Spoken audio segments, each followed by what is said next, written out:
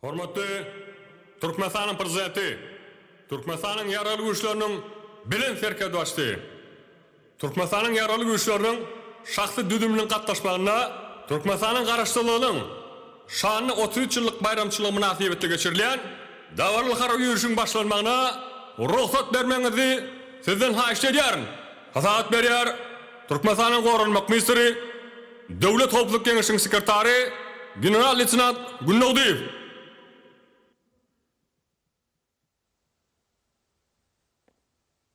Davara yürüyüş, ulu ortadan karşılama olsun. Ara, ulu.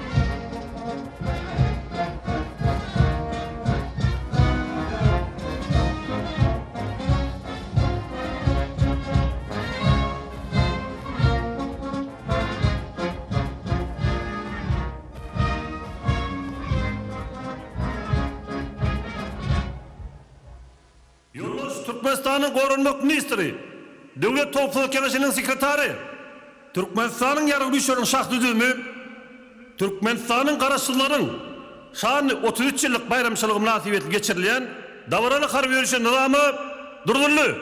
Davaralı harbi yürüyüşün serkerdesi Polkovnik Ayazov.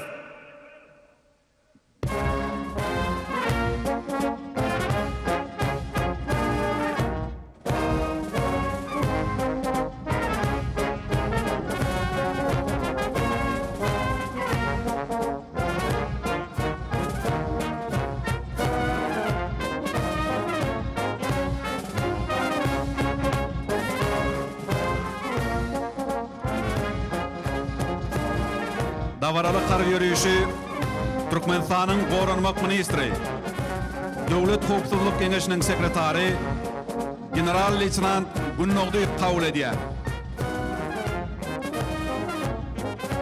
Davaralı harbi yürüyüşü Polkovnik Ayazov terk ediyor.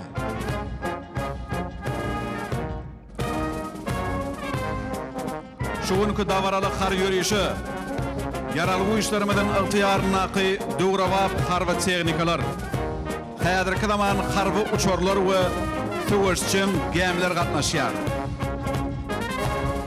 Devlet münörünün toplumuna merdem siratlı, gaydusuz, milletimizi şöhratlandıran edermen atababalarımızın münasip nesilleri, ene toprağının hakiki vatansı oğulları nizamı durlar.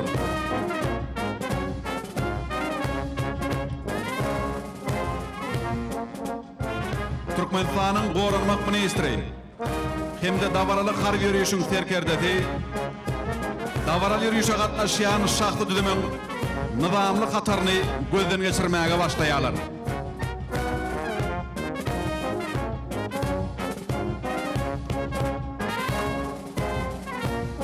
Türkmenistan'ın korunmak ministri, Devlet Topluluk Kengesinin sekreteri harbi yürüyüşün hatarlarının önünden geçiyor.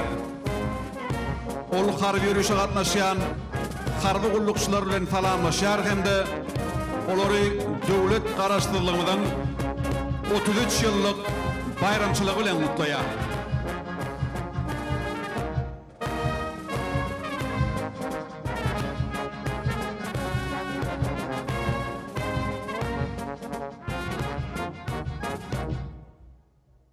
Salam, hormatly vatan koruçuları.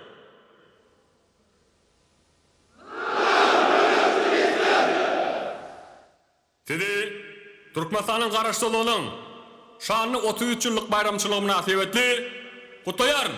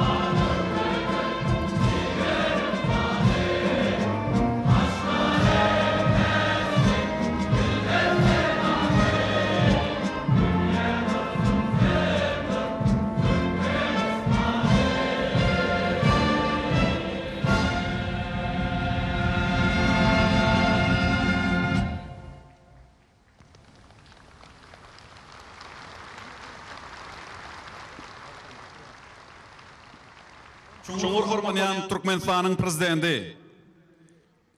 Türkmenistan'ın yararlı işlerinin belent terkerde baştı. Türkmenistan'ın yararlı işlerinin şahsı düdümü. Şu mukaddes gün halkımızın önünü garaştır bakı bir taraf vatanımızı sonqı demimize çenli gözümüzün göreceği qoracaktığımıza kazam ediyor.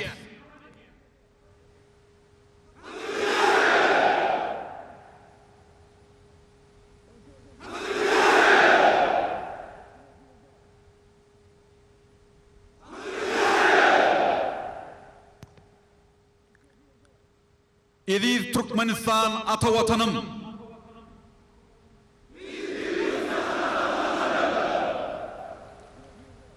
Kurban olsun sana bu canım tenim.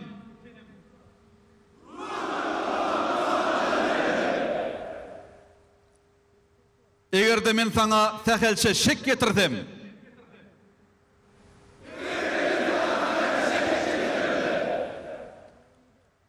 goy menin ilim uğrasın.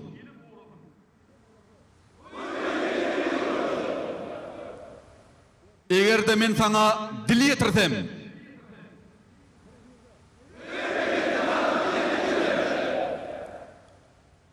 goy menin dilim uğrasın.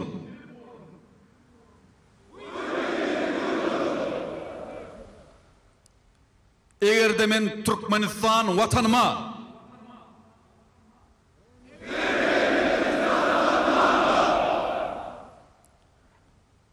Türkmenistan'ın hormatlı prezidentine dönüklük ettim.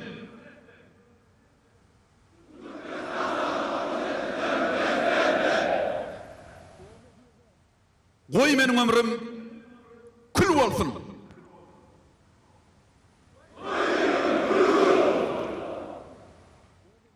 Yer kül.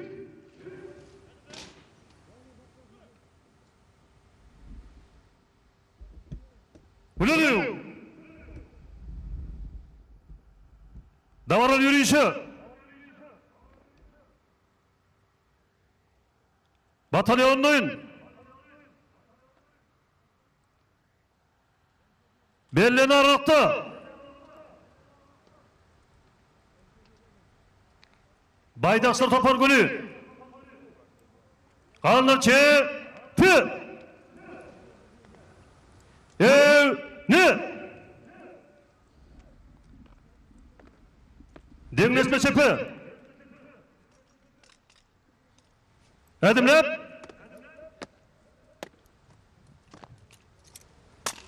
yürü.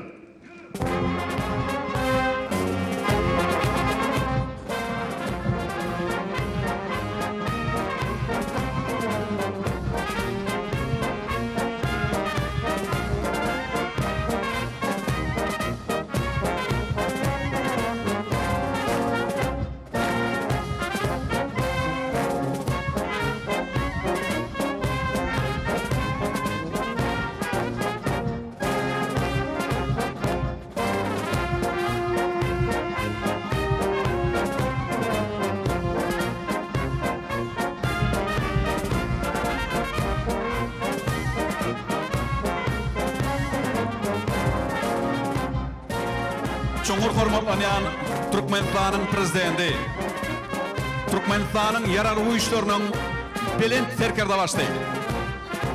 Edir vatandaşlar, hormatlı mehmanlar, bugün araçta bakı bir taraf Türkmenistan Ehli Halk Bayramını, ata vatanımızın araçta devlet bolmağının şöhratlı 33 yıllığını uludan toylaya. Pehim paygadın mani, mağtım olu Prağı yılına verilenilen mukaddes garaştırılamadan şöhratlı 33 yıllık bayramı vatan koruyucularının davaralı har veriyüşlen başlaya.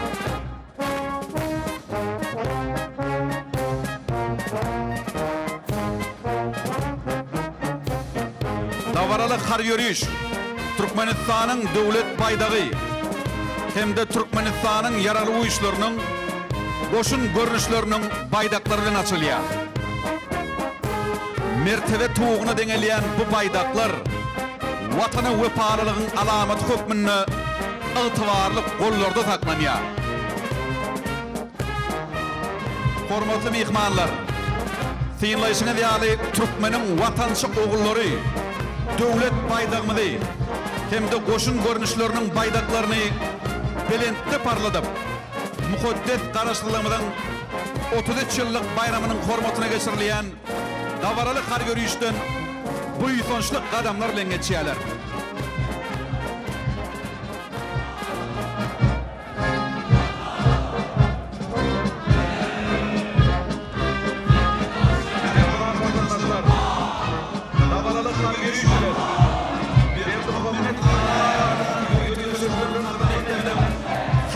Koşuları geçiyor.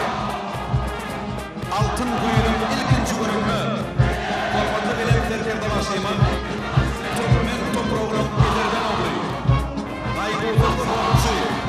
Görülen muallim Berdim Muhammed Amay'ın adını götürüyen bu mektebin täze ad mermerlik binalar toplamını dawaraly ýagdaýda açıp ulanmaga berdi. Dünya ülkelerine layık gelýän bu toplum kanlı ulgamyň mümkinçilikleri bilen dol enjamlaşdyryldy. Harby okuwçylar bu ülke dawaraly har berýüşe bayramçylyk joşgyny bilen geldiler. Harby okuwçylaryň da şöhra. Nizamly hatarlaryň diýdi bilen dawaraly har berýüşe öwüşgün merip ýanan harby gullukçylar geçýär. Olar ýurdumyzyň harby we folklor ejdadlaryna Mehriban vatanımıza atıllı kulluk ediyorlar. Zenan harbi kullukçularımıza şöhret.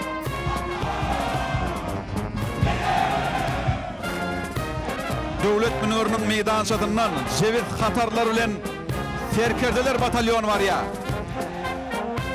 Edermen gerçeklerin fazlaşıklı hatarlarına mukaddes toprağımızı gözüm görücü deyin goramağa kasam eden oğulların gayratı ornaya. Milli goşunumyzyň serkerdelerine şöhret.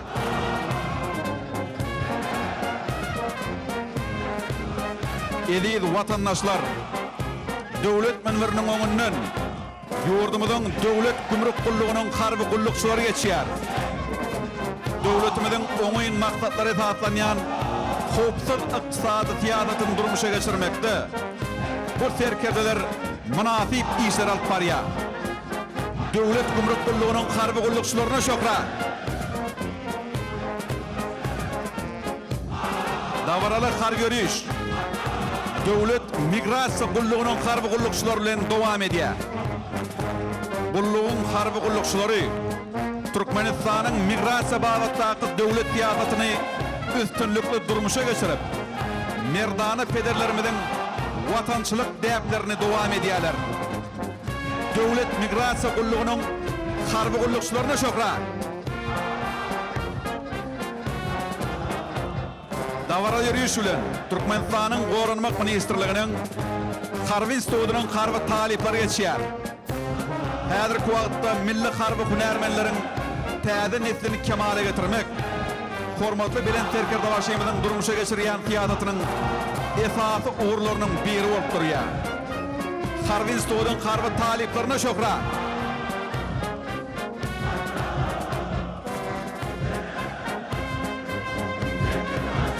Mehriban vatandaşlar, Bahry Hadaryň möşli tolkunlary ýaly uly joşgun bilen harby deňiz institutynyň harby talyplary geçýärler. Olar deňiz çäklerimiziň kuwatly galkanydyr. Deňizçi talyplarymyza şöhret. Dawaraly har görýüşi Türkmenistanyň içeri işler ministrliginiň institutynyň talyplary dowam edýär. Bu talyplar watanyň wepaly ogly Mälik Berdim Muhammedowyň watançylyk ýörelgesini nusga edýärler. İçeri işler ministrliginiň institutynyň talyplaryna şöhret.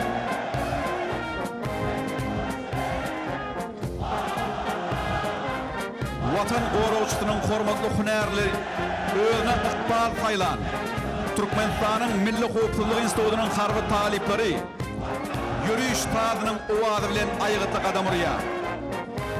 Milli howpsuzlyk institutynyň harby talyplaryna şöhret.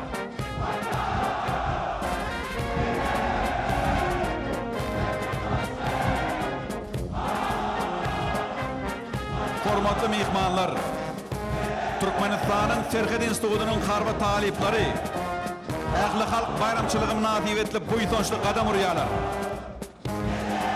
Gayrat üçin doglan bu mert ýigitler Serhet araçaklarynyň tartmaz galatydyr. Serhetçi talipleri şöhret.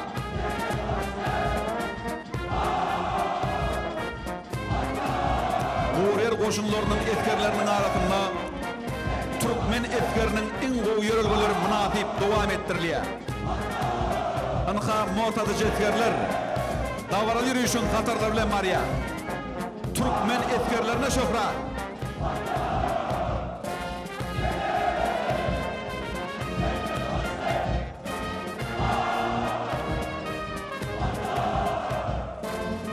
Mehman adamlar, harby howa güýçleriniň uçurmanlary dawarada har ýürüýüş dowam edýärler. Atuda atmanymyzyň goraşlary öz usatlyklary bilen harby ýürüýüşe aýratyn öwüşün çaýýar. Harby uçurmanlarymyza şöhret. Döwlet münweriniň öňünden tankçylar batalyony geçýär.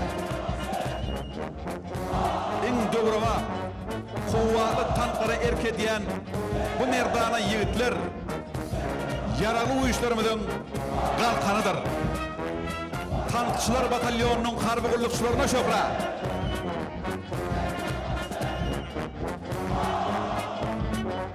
Bayramçylyk meýdançatyna artilleriýa diwizionynyň harby gullukçylary peýda bolýar.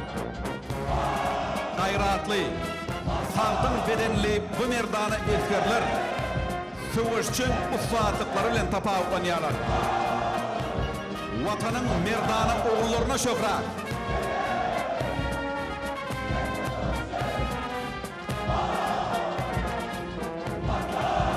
Paragat ýurdumyzyň howa giňişliginiň galkany bolan Atmana atyjylar diwizionynyň harby gullukçylary, buýsançlyk adamlary eserden nazarlary bilen harby ýürüýüş dawaralandyrýar. Atuda atmanymyzyň goraşlaryna şöhret.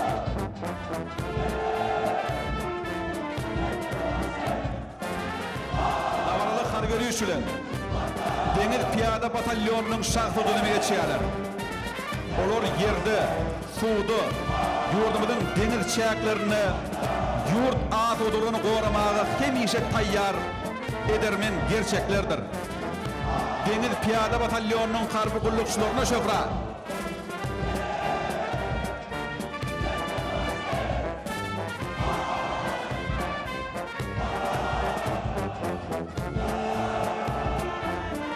Hormatly bilen terkerde başlaýmaz. Dawaraly har ýürüýüş Türkmenistanyň gorunmak, içeri işler, Milli Howpsuzlyk ministrlikleriniň hemde Türkmenistanyň döwlet serhet gurulugynyň Türkmen edermen ýürüýän maksatly batalyonlar bilen dowam edýär.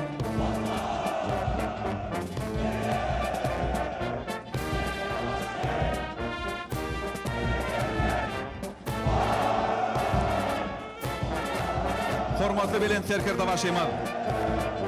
Sizin gayratly ogullar watana derkardyr diýen buýsançly sözleriňizden ruhlanýan türkmen edermenleriniň nizamly hatary, ykjam eýinmaçlary, önamli ädimleri, ýokary söwüşçiň ruhlary harby ýürüýüşe aýratyn ýaraşyk berýär.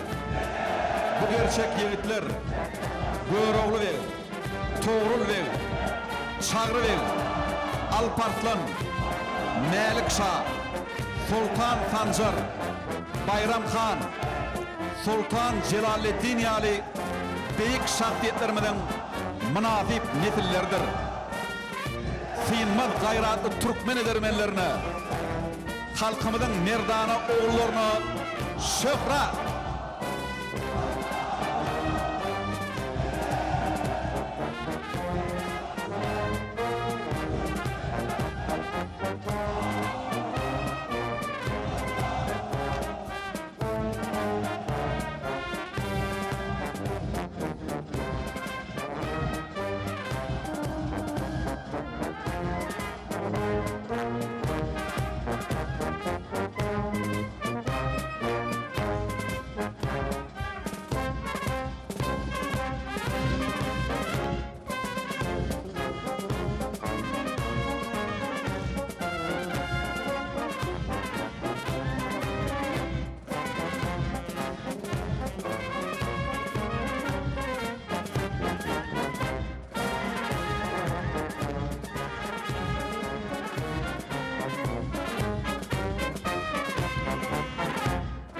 Çoğur hormatlanan prezidentimiz, hormatlı bilen serkerde başlayımız, hormatlı mihmanlar, şan şöhradi, adı vadatı asırları aşıp, bilim günlerimize yetip gelen bekişli bedevlerimiz, Türkmen durmuşunun ayrılmaz bölüğü hataplanıya. Paratatlı halkımız olsa, bilen buyson şülen, oluru asmanlar bilen mağlanıştırıp, ganatlı bedevler diye adlandırıya. Bu kuvun Türkmen bedevlerinin çağı dünya yayılıya. Kahraman arkadağımızın, hem de arkadağlı kahraman serdarımızın başta durmağını, bekişli bedevlerimizin tohum arasalığını saklamak, baş tanını arttırmak, hem de sarfalamak bağıtta durmuşa geçirilen işler, Türkmen gerçeklerinin buytonşlu başını göğe getiriyor. Häzir davaralı har yürüyüş, yurdumuzun harbi ve hukuk koruyucu idarelerinin atçılık toporunun bayramçılık yürüyüşü bilen devam ediyor. Asman atlarına atlanan harbi kullukçular, mukaddes karaşlılığımızın 33 yıllık toyunu baatlı kadamlar bilen geldiler. Yurdumuzun harbi ve hukuk koruyucu idarelerinin atçılık toporuna şöhret, Türkmen bedevinin şanına şan koşuyan kahraman arkadağımıza, arkadağlı kahraman serdarımda şöhret.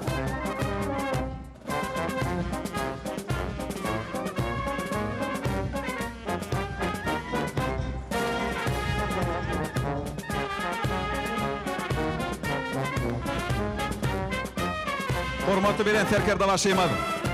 Mehriban vatandaşlar, mukaddes karaştırılmadan 33 yıllığına bağışlanan davaralı har yürüyüş deniz çayaklarımızda devam ettiriliyor. Yurdumuzun Günmatar tevtine geçirilen harbi deniz yürüyüşünü siz devlet münverinin meydançasında kurulan yürüyüşü ekran arkalı göny ayılımda tomoşa ediyorsunuz. Deniz Xana adlı korvet taslamalı söğüşçen gemi davaralı harbi deniz yürüyüşünün önünü çekiyor. En kamil doğravap yaraklar bilen yaraklandırılan bu kuvvetli gemi denizin üstündeki ve astındaki havada hem de guri yerdeki nişanaları yok etmeye kuyupludur. Türkmenistan'ın yaralı uyuşlarının, harbi deniz uyuşlarının edermen ve gayratlı raketa gemileri davaralı yüzüşünü devam ediyorlar. Molniye tatlamalı bu raketa gemileri yurdumuzun harbi deniz uyuşlarının esası uru gücüdür.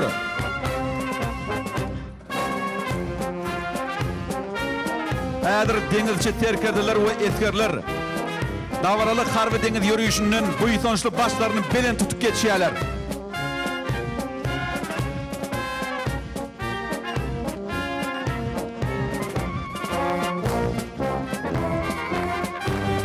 Devlet münverinin ekranına sıyınlayan söğüşçen gemileriniz Hazır denizinin çayaklarını bizim yurdumuzun milli behbitlerini koruyorlar.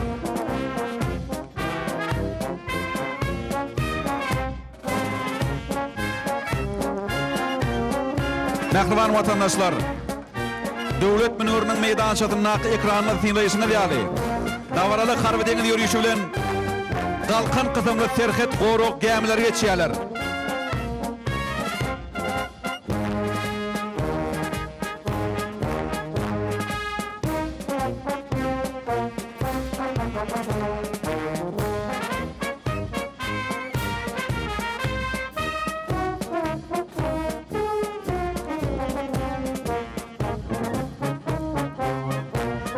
Hormatlı bilen serkerde başlayamadı.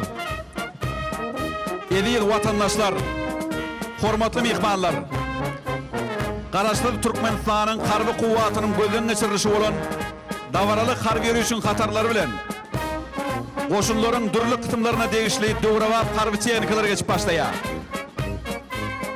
Davaralı harbi yürüyüşün önünü Titan DS kısımlı soğutlanan harbi avtolog çekiyor.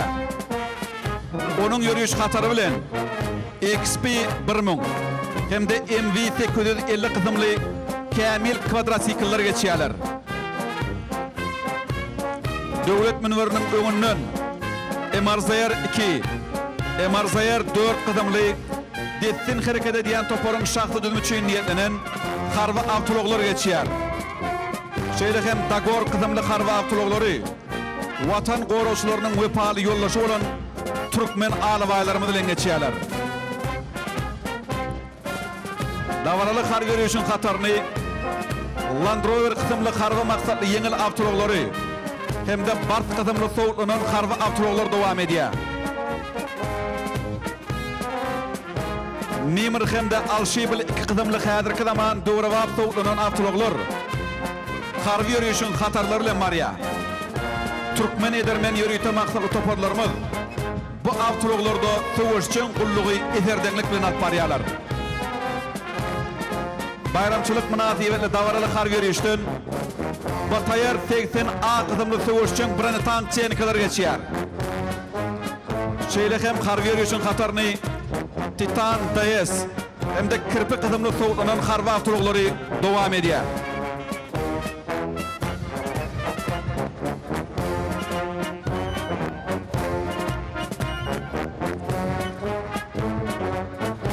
Edil vatandaşlar, ikinci kervanın öňüne Tayfun kızımlı köp maksatlı soğutlanan harva avtolog çekýär. Uğrel koşunlarının en kuvvetli hem de yukarı sövüşçün mümkünçülükli harva çeynikalar olan kuvvetli T-90 S tankları ikinci kervanın düdümünde yürüyüş devam edýärler.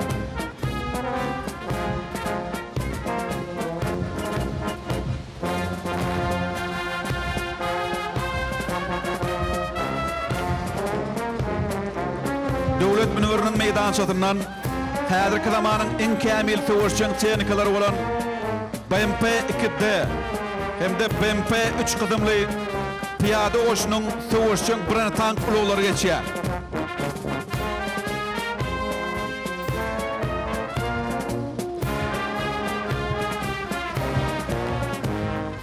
Hormatly mehmanlar, yurdumuzda üstünlükli durmuşa geçirilýän harby özgertmeleriň netijesinde raketa we artilleriya goşunlarymız kuvvetli çeynikalar bilen üpçün edildi. Münwerim öňünden artilleriya goşunlarynyň 2S1 Gvazdika kızımly özü hareket edýän sövüş çeynikalar geçýärler. Şeýle hem davaraly har görüşden Kamaz kızımly çekici avtologlary T-30 görnüşli toplary Türkiýe alyp geçýär. Avtologlaryň üstünde top hatabynyň şahtı düzüm barýar. Maz kızımlı avtologlaryň binýadyna oturdulan BM-21A Belgrad kızımly reaksiýa bolgamy. Hem de Tatra kızımlı avtologlaryň binýadyna oturdulan Smerç kızımly reaksiýa bolgamy döwlet münweriniň meydançatyna peýda bolýar. Artilleriya bölümleriniň merdana etkerlerine şoklar.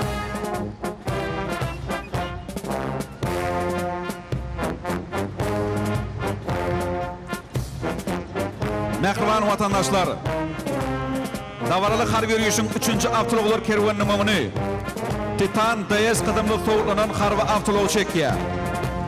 Onuň eýidi bilen yurdumyzyň ýaraly işlerine täze kabul edilen KLTV 181 kızımly köp maksatly sövüşçün harva avtologlary pesten uçýan uçorlary we dik uçorlary şeýle hem soğutlanan çeýnikalary hatardan çykarmaga ukuyuply Zu-23 asman atyjy guruluşyny Türkiýe alyp geçýär.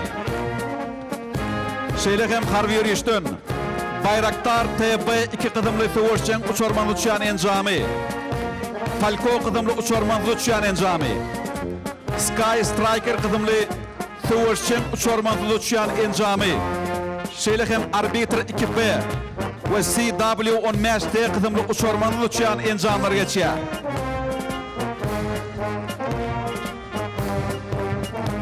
Man kızımlı avtologyň üstünde nişany gönükdiriji guruluşy bilen ýaraly güýçlerimize täze gelip gowşan QW-10 görnüşli 50 göterilýän asman atyjy raketa toplumy geçýär. Davara meydançatyna ýaraly güýçlerimizin düzümine täze kabul edilen Beyben kızımly häzirki zaman avtologynyň binýadyna ornaşdyrylan LDC kızımly radarda terkedilik dolandyrşugamy peýda bolýar. Şeýle hem Land Rover kızımly harva avtologda Roda Schwarz kızımlı aragatlaşık toplumu şeýle hem binýadyna ýürüýte dolandyrış ulgamy ornaşdyrylan Türkmenistan'ın devlet migrasiya gulluğunun man kızımlı avtoloğu geçiyor. Harbi yürüyüşü man kızımlı avtoloğun üstünü kalat ediş toparı yaralı işlerimizi teyade gelip kovuşan Svel Pro Space Drone 4 kızımlı uçurmanız uçayan encamı ile geçiyorlar. KS-1A, FT-2000, Pechora 2BM, hem de FM-90 kızımlı hayadır kızaman asmanatçı raketi toplumlarının kervani davaralı kar görüşü devam ediyor.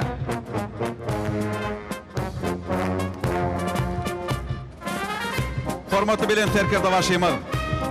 Mehriban vatandaşlar, häzir mukaddes garaşlygymyzyň 33 ýyllyk münasibeti geçirilýän davaraly kar görüşüň hatarlary bilen Türkmenistanyň döwlet serhet gullugynyň kar we awtologları geçip başlaýar. Kerwanyň öňüni serhet goşullarynyň Kia KTV 141 kızımly soğuk onun söwüşçän awtology çekýär. Onuň ýerine Motovezdahot kızımly häzirki zaman motologlar dowam edýär. Şeýle hem serhet goşullarynyň Toyota Hilux kızımly awtologlary merdana serhetçiler hem de olaryň wepaly ýollaşy bolan Türkmen alawaýlarmy bilen geçýärler.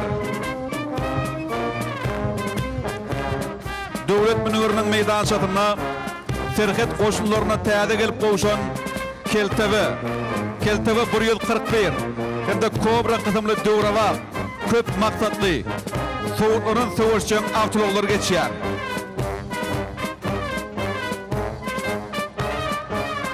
Harbi yürüyüşün bayramçılık katarı bilen serhet koşunlarının mantra kızımlı avtoloğunu minamyotlar hem de kirpi kızımlı soğutlanan harbi avtologlar geçýär.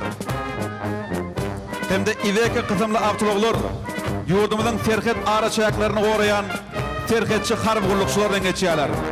Olaryň binýadyna Simbat raketa uçurmulgomy hem de Arbiter 2B kızımlı uçurmany uçýan enjamlar ýerleşdirilýär. Davara meydançatından edermen serhetçiler tarafından dolandırılan motologlar mukaddes garaşlygymyzyň şanly toýunyň hormatyna 33 ýazgyny emele getirip geçýärler.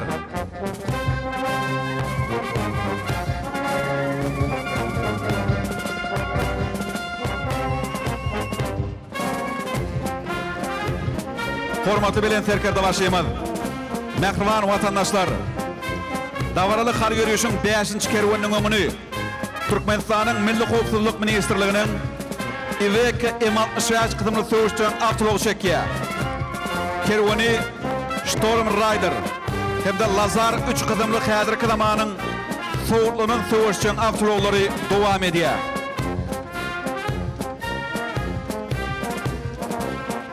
Davaraly yürüyüşüň 6-njy kerwanynyň öňüni Türkmenistanyň içeri işleri daralarynyň Titan DS kızımly soğuklanan söwüşçän awtolog çekýär. Onuň ýerde bilen Ford Hennessy kızımly awtologlary davaraly kar yürüyüşi dowam edýärler.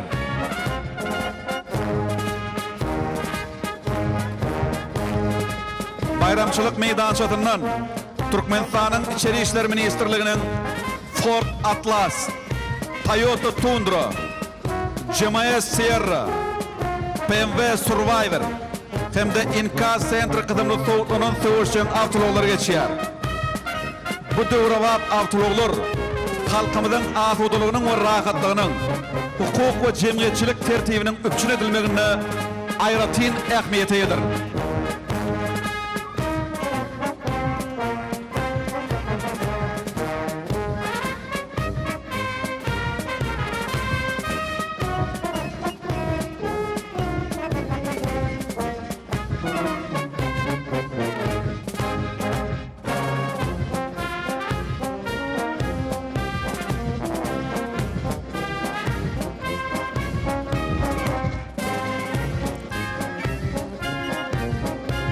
Çuңul hormatlanýan prezidentimiz,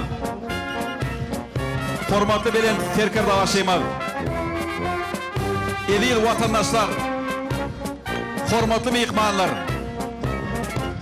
Türkmenistanyň garaşlygynyň şanly 33 ýyllyk bayram münasibeti geçirilýän davaraly kar yürüýüş Howa giňişligine dowam etdirilýär.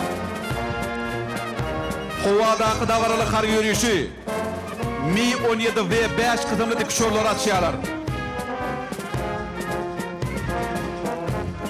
Bu dikişörler Huriyer koşullarının savaş hareketlerini havadan kollamak, koşulları ve harbi teknikaları taşımak için niyetlenen.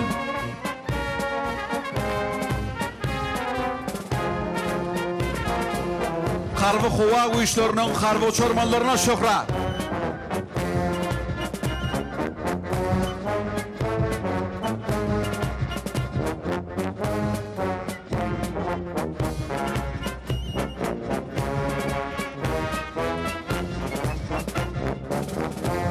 Türkmenistan'ın İçeri İşler Ministerliğinin Eurocopter 145 hem de Türkmenistan'ın Milli Hukukçuluk Ministerliğinin Eurocopter 365 kısımlı dikişörleri Afman giyinişlerine harbi yürüyüşü devam ediyorlar. Bu dikişörlerin her biri yukarı savaşçının hayatiyetnamalarıdır. Onlar yurdumuzun harbi doktrinasına layıklıkta Türkmenistan'ın korunuş kuvvetinin bir bünyadının dürüdüleninin aydın nişanıdır.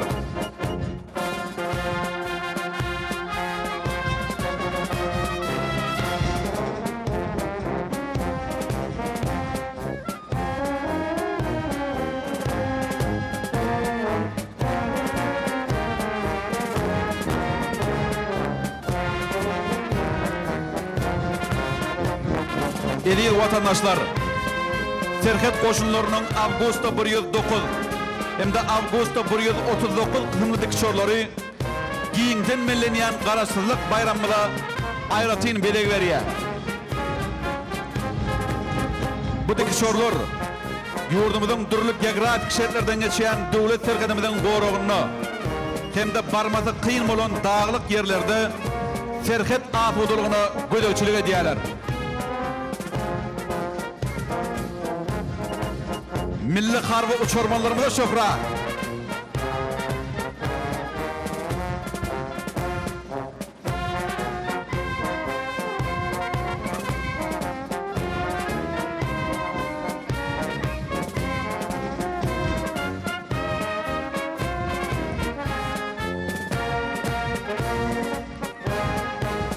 Hormatlı bilen serkerda başlaymalı.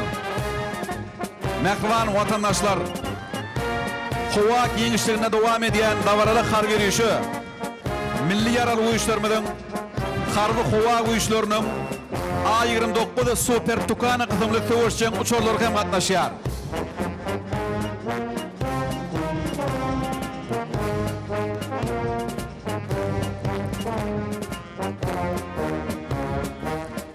Türkmenistan'ın qarşılığının 33 yıllığının formatına geçirilen davaralı harbi yürüyüş, Boşunların ehli kısımlarının son yıllarda artan kuvvetinin ve tayyarlığının görközüne urluyor.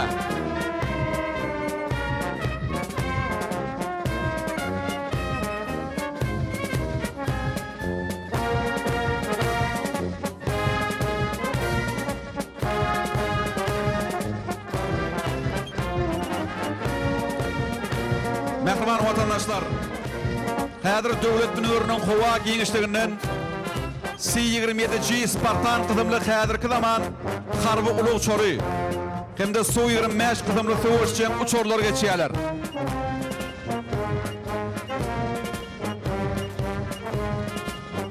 Milli koşulumuzun harbi uçurmalarına şöhret. Çuңur hormat oynayan bilin serkerda başlayımıza şöhret.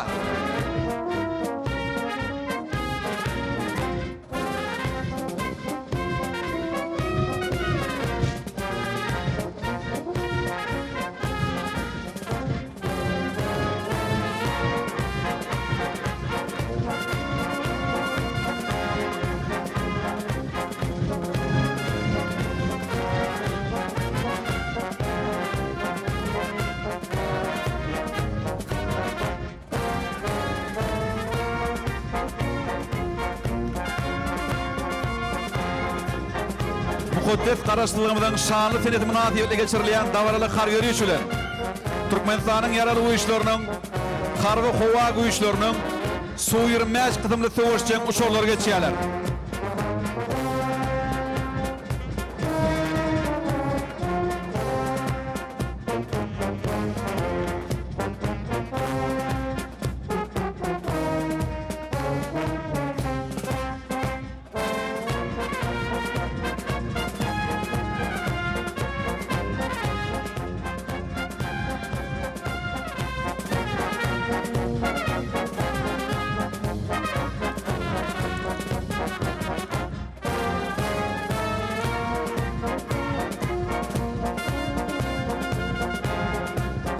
hormatly mehmanlar, mehman adamlar.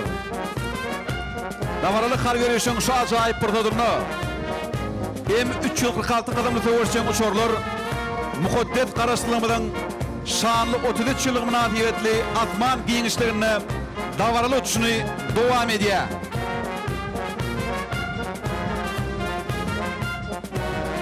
Häzir döwlet nurnyň näki meýdançada Türkmenistanyň Goranmak ministrliginiň Aýratyn hormat garulu batalyonunyň harby gullukçylary düzülýär. Her ýylda geçirilýän dawaraly harby ýerişlerde bu batalyonuň şahydylygynyn taqiqlygy, ykçamlygy, hatarlarynyň sağlaşygy, ýokary nizam emelleri bularyň ähliçen jemlenip ýatdan çykmajak keşplere urilýär.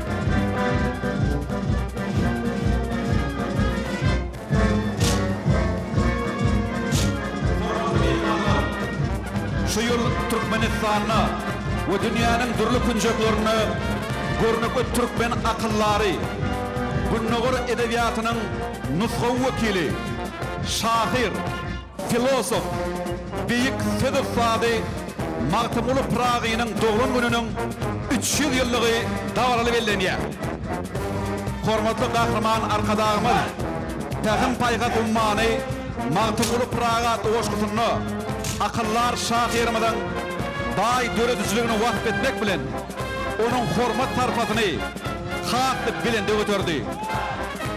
Dawaraly harberişiň şu ajaýyp prototypyny Aýratyn hormat garulu batalyonunyň harby gullukçylary Köpet dağın ajaýyp dağ etegine bina edilen şoq garaşan ajaby ýamly syýlap duran akıllar şahirimiz Magtymul Pragynyň heykeliniň şeklini emile getirýärler.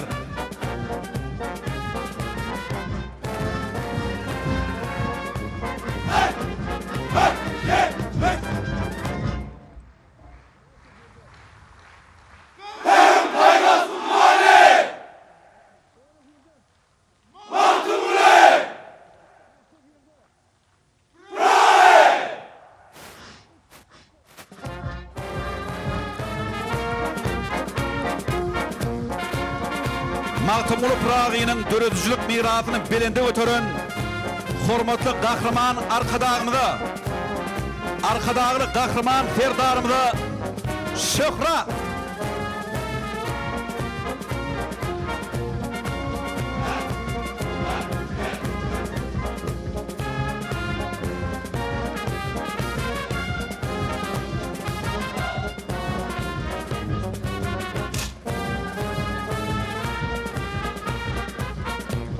Häzir bolsa Aýratyn hormat garulu batalyonunyň harby gullukçylary dawara meýdançasyna milli buýsonçymyza öwrilen garaşsyzlyk binasynyň şeklini emele getirýärler.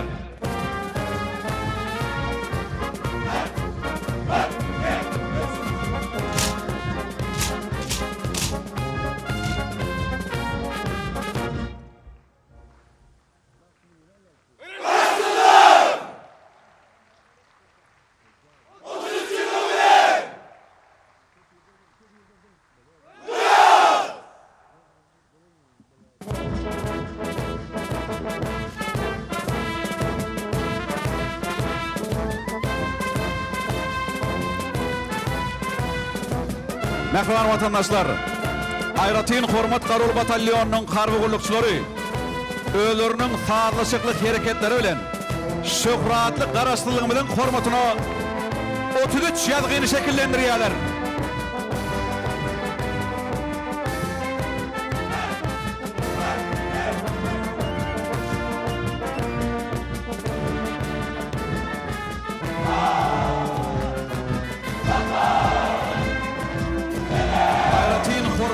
Dogry batalyonunyň harby gullukçylaryna şokra. Türkmen halkynyň milli lideri Gahrman arkadagly Gahrman Ferdarymyza şokra.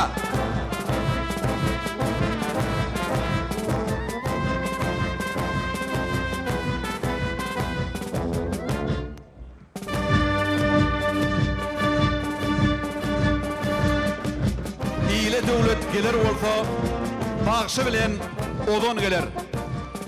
Dawaraly har görýüşiň häzirki ajaýyp purdudyny, şu günkü ýörüş taýlaryny ýokary derejede ýerine ýetiren ýurdumyzyň harby we hukuk goraýjy edaralarynyň birleşen harby orkestri meýdanşamyzda peýda bolýar. Olaryň ýerine ýetirýän taýlarydyr mukamlary milli goşnumyzyň watançylyk ruhuny bilende öterýär.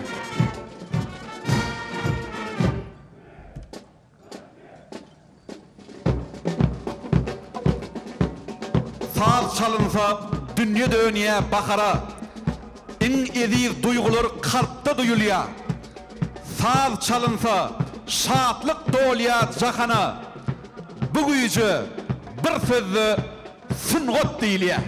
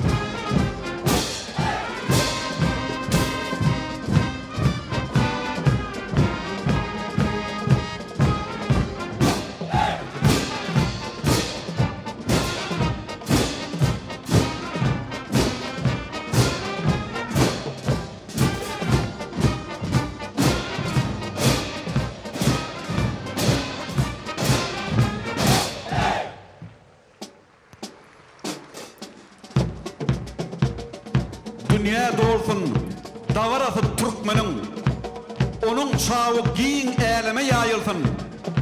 Ağardılar baktın nuruna dönüp elmidama yollarımıza çayılsın.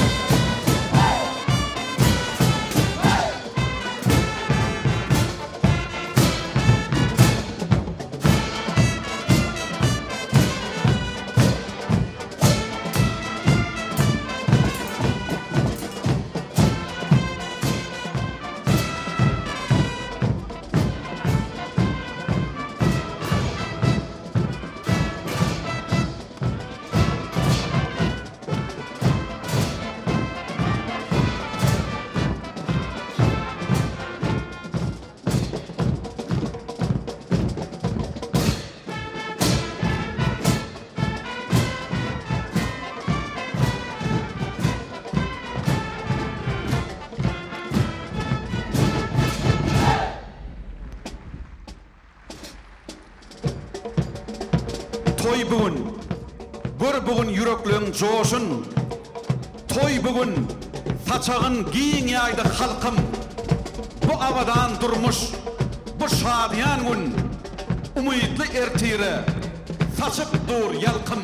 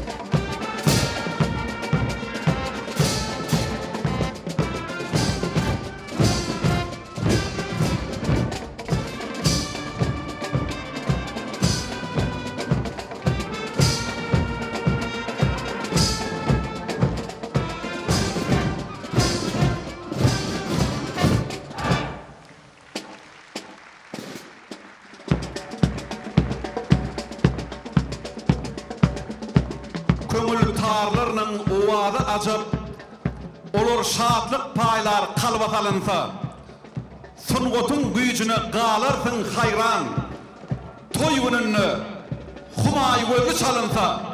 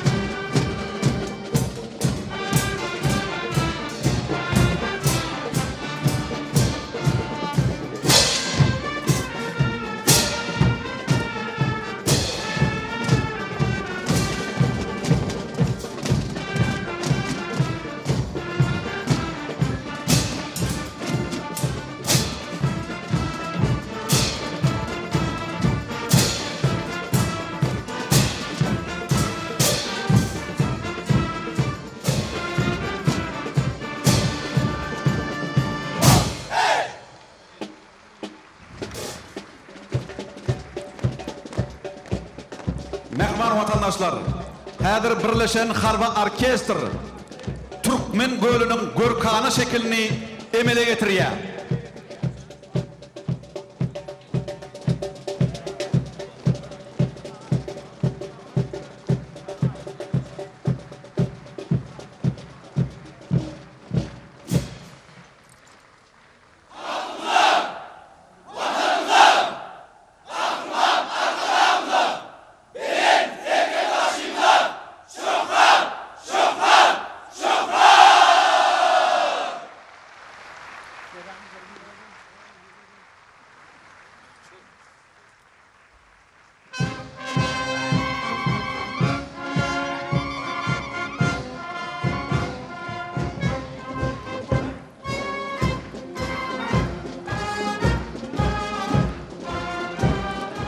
Birleşen harba orkestrın harba gullukçularına şokra. Döredüzlüge çuňur tarpy goýan gahrman arkadagymyza, arkadagly gahrman ferdarynda şokra. Biz watan goraçlary, watanyň näki mukaddes borjumyzy, hormatly bilen terkerde başlaýmyzdan. Gahrman arkadagymyzyň bilen anamyny ödemek üçin şirin janymyzy gaýgyrmajaklygymyza, hormatly bilen terkerde başlaýmyzda, edil watanymyza, mehriban halkymyza, ak yürek bilen wepaly gulluk etjekdigimizde kasam edýär.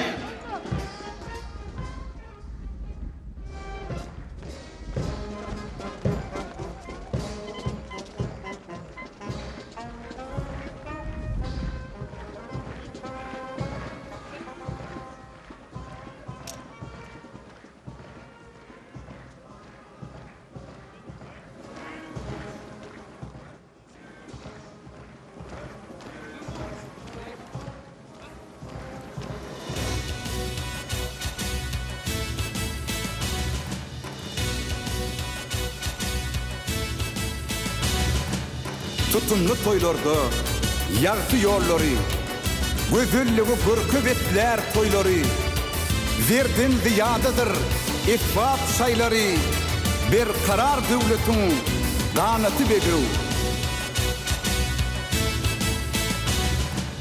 Bu toprağın kudreti var adında, ak yolların suulatu var badında, halkın bağtiyetin zamanatında, garaşsız devletde dowamly bedew. Şuňur hormatlanýan belent mertebeli prezidentimiz Hekim Paýhat Ummany Martymul Pragylyny mukaddes garaşdyrlygymyzyň şany 33 ýyllyk bayramy münasibetli 2021-nji ýylda doglan gyr renkli dowamly atly bu ajaýyp ahalteke bedewni Türkmen halkının milli bayramçılığının aydın nişan hükümünü öz eginleştirenlerin adından kabul etmenizi sizden ulu hurmatla xahiş edeceğiz.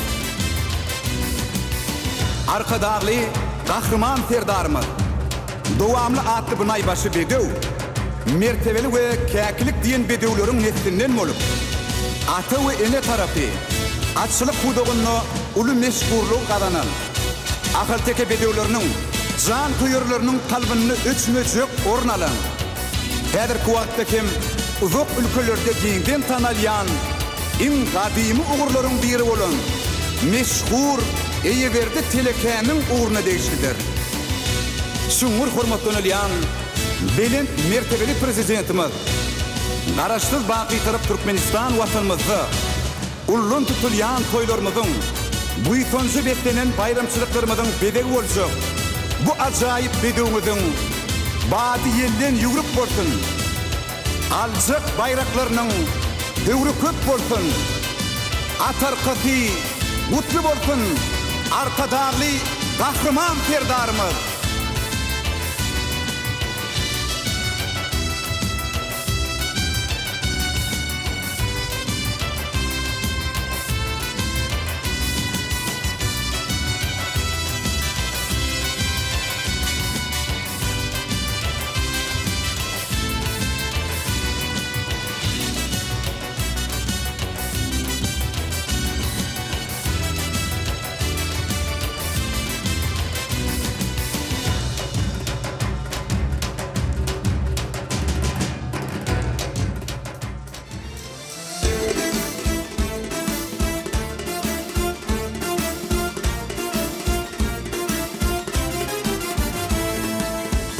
Arkadağlı, serdarlı il toy tutyar. Bu itoncumuz garaştırlık şanını toy bedegi bedevlerin badından bağ koşulyar dövrümüzün badını. Garaştırlık şanı toy vatanın şatlığının köngül gel yer heyecanı. Şuhun verip garaştırlık toyunu atlı taliplerimiz çıktı meydana. Kahraman arkadağımızın büyük başlangıçları bilen Türkmen halkımızda bekişti bedevlerimize koyulyan hormat hatta belirtliklere götürüldü. Kahraman arkadağımızın atı koyyan hormatı dövre koyyan hormatıdır. Çünkü kahraman arkadağımız bedevleri erk etmekte, at çapmakta, atçılık sportunu ve teyitçilik sunudunu halkarı derecelere götürmekte baş halifadır, görüllü mektebidir. Kahraman arkadağımızın halife şagirtlik yolu bilen arkadağlık kahraman serdarımız kim Türkmen bedevlerinin alnından akın bolup doğdu. Garaşsız vatanımızın atçılık puduğunu en semi işler amala asırlı. Məlim Murşiyali Pekim Payxat Ummani Maqtumulu Pırağ yılını hurmatlı prezidentimiz arkadağlık kahraman serdarımız tebitti deni tayip olmadık arkadağ şekerini ava ana ifadının aki Halkarı Atçılık Akademiyatının ullun tutulan Türkmen bedevinin milli bayramçılığı münasibeti ödünü soğut verilen acayip akalteke bedevlerini ava ana ifadının aki Halkarı Atçılık Akademiyatını soğut veripti. Şol nurana bedevler bilen mukaddet karıştırdığımızın 33 yıllık bayramını ava ana ifadının aki Halkarı Atçılık Akademiyatının bahtiyar talipleri ulu buytunç saatlik şoğun bilen katmışıp toy saatlığını hatta davranılır yalar.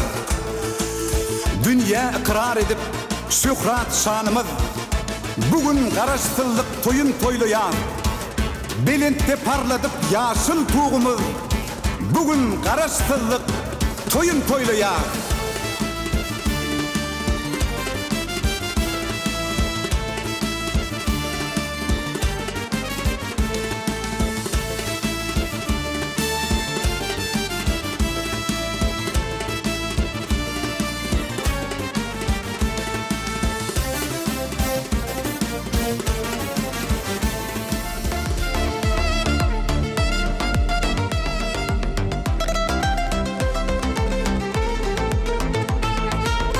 arkadağın dana paykat tehminnen şan şöhradı dünya dolun bedevler arkadağını kahraman serdarlı ile devam veren bedevler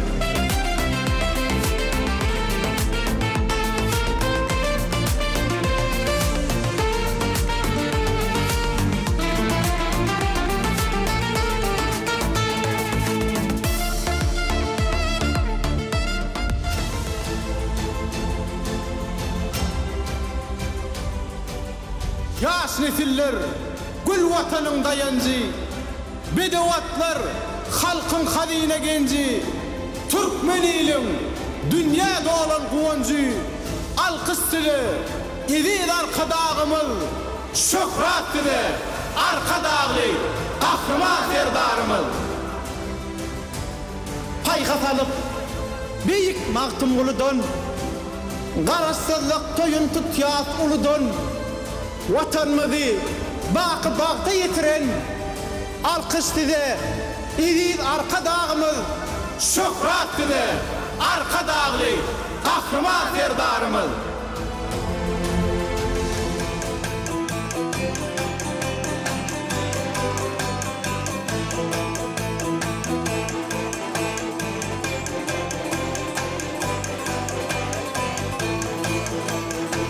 Bekişti bedevler dünya ikrari ulus ilin arşağalın ikbali ak yollarda arkadağın ahlaki güvünleri lanet veren bedevler yaylı görkögeler atlar çapanlı şöhratlanır bedev batlı vatanlı uvazatı yayrap elin zakanlı köngülleri kuvvet veren bedevler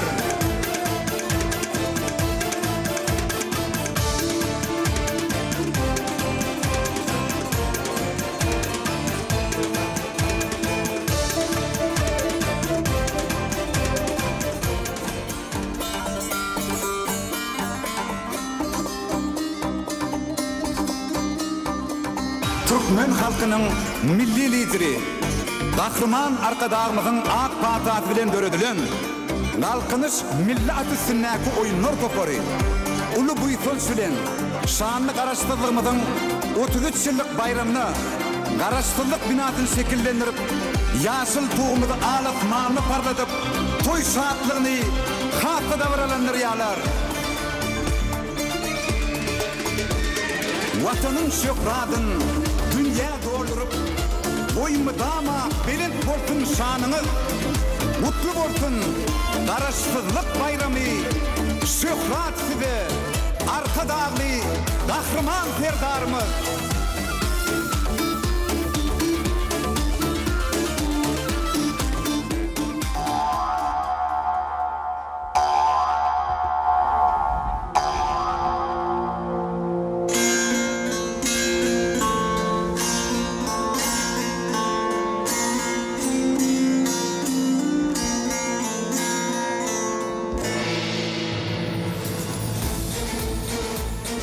Assalamualaikum.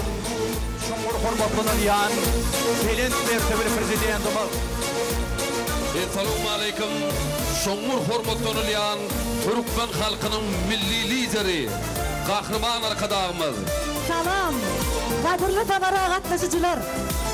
Mehriban vatanymyzda bugün mukaddes arasylygymyzyň 33 ýyllyk bayramçylygy uly şatlyk şowfun bilen bellenilýär. Akıllar şahirimi, Mağdumlu Prağı'nın doğulan gününün 300 yıllık şanlı toyunun giyinden belirlenen yılına yurt araştırılığımız dillerin kenatını ürlüyor. Belent mertebeli prezidentimiz şu davaral fırsatda sizi milli liderimiz kahraman arkadağımızı hem de ehli halkımızı Garaşlılığımızın 33 yıllık bayramçılık nasip etti. Tüz yürekten mutluya. Arkadağlı kahraman serdarımız, size hem de milli liderimiz kahraman arkadağımıza bir can sağlık, uzak ömür, devletli işlerimizde kim işe onu rovaşlıkları arzu edeceğiz. Pırağının çok karasın bir acayip zaman bugün. Bir karar yurt bina olup Türkmen ile aman bugün. Kalktı aydım dilli sena, Kümüllördü uvaz bugün. Vatanımıza şan getiren, arka dağımıza şöhrat olsun. Arka dağlı kahraman, serdarımıza şöhrat olsun.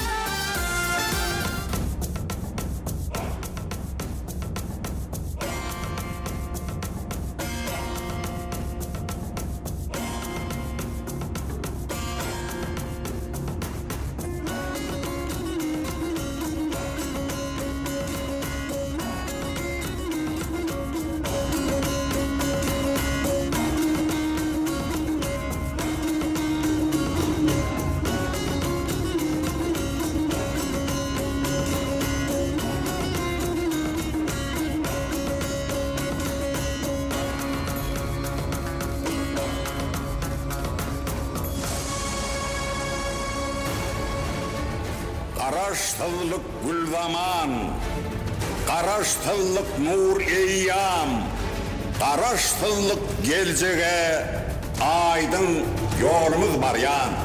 Peder yolu devamdır, Bağdadıdan Pırağa, kahraman arka dağdan, arka dağlı serdara.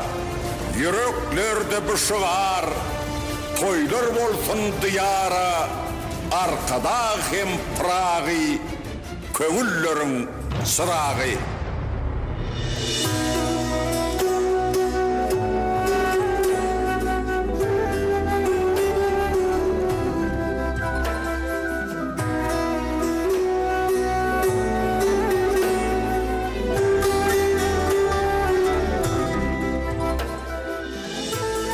Büyük Türkmen ammatına Pırağıdan salam olsun. Vatan kurmoksun otuna, bizden büyük kelam olsun. Bu on yarın cemmaşına, Türkmen ilim aman olsun. Kahraman arkada oğul, arkadağı serdar oğul.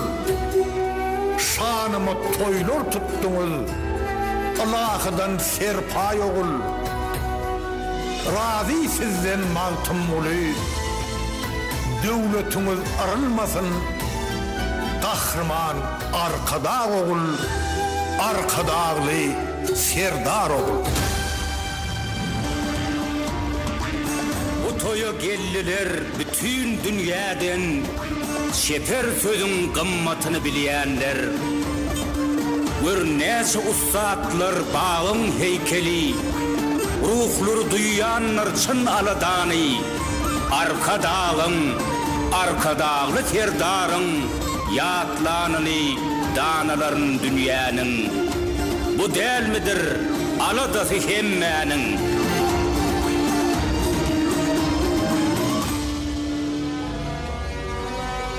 Bugün heykelimiz diktiniz. Kadim Türkmen toprağında başlarımız göğe yetti. Pırağı'nın toprağında sarpağımız belen tuttunuz. Dostluğunluk köklerini. Kapılarımız açık yaxşı niyetle. Çar taraftan gelya edid mihmanlar. Ornunuz var yüreklerin töründe. Dost hem doğan bolmanlar insanlar.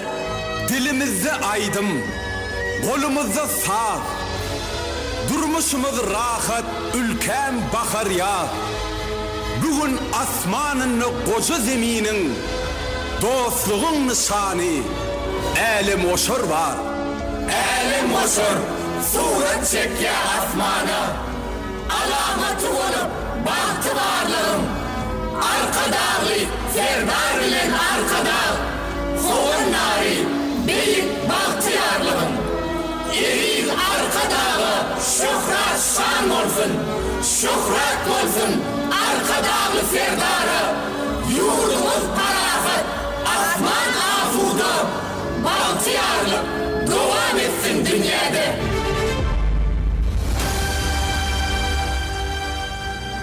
Bu bir barqarar döwletimiz nesillere dowam bolsun. Bu bagtyar milletimiz ak ýollary ruwan bolsun.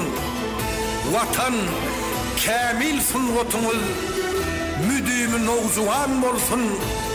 Alkış size, kuvvat size, kahraman arkadağımız, arkadağlı kahraman serdarımız.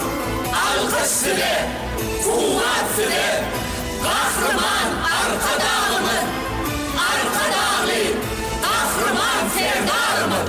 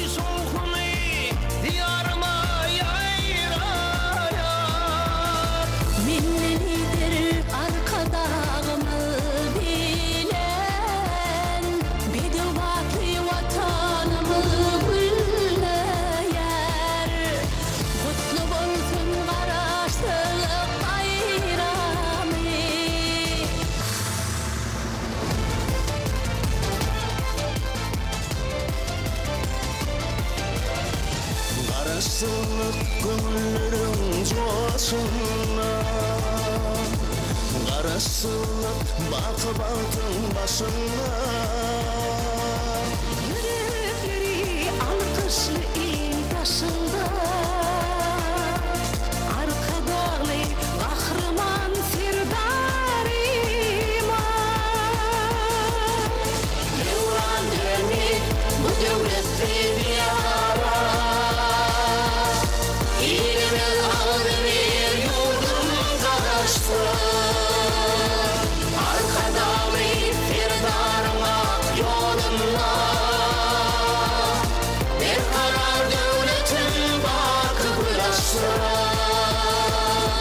Vatancılarını canımız, karıştırır takvanımız, alkış dibe elinler kanalımız. Vatancılarını canımız, karıştırır takvanımız, alkış dibe arkadalı ferdarımız. Vatancılarını canımız, karıştırır takvanımız, alkış dibe elinler kanalımız. Vatancılarını canımız, karıştırır takvanımız, alkış dibe arkadalı ferdarımız.